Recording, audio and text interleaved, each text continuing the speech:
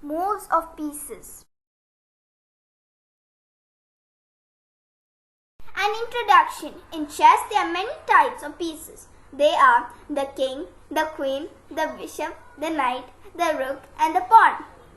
In this video, the movements of these pieces will be explained.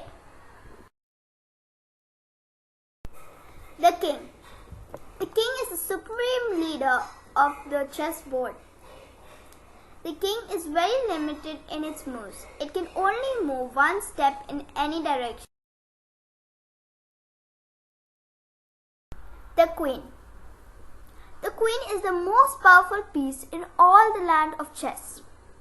The queen can move any unlimited number of steps in any direction. The bishop. The handy bishop comes in two variants, the light squared bishop and the dark squared bishop. The bishop can move an unlimited number of steps in a diagonal direction.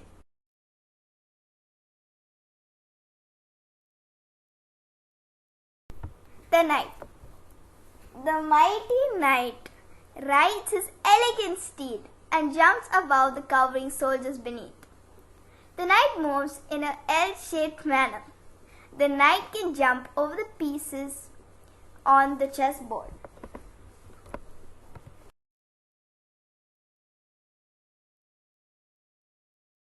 The rook.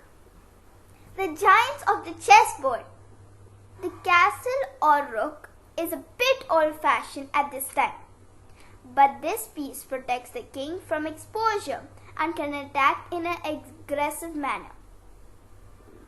The rook can move an unlimited number of steps in a forward, backwards, or a left-right movement.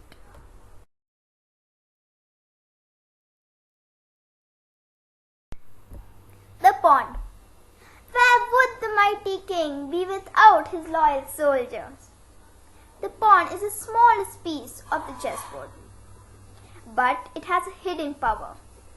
On reaching the edge of the chessboard, it transforms into a more powerful piece.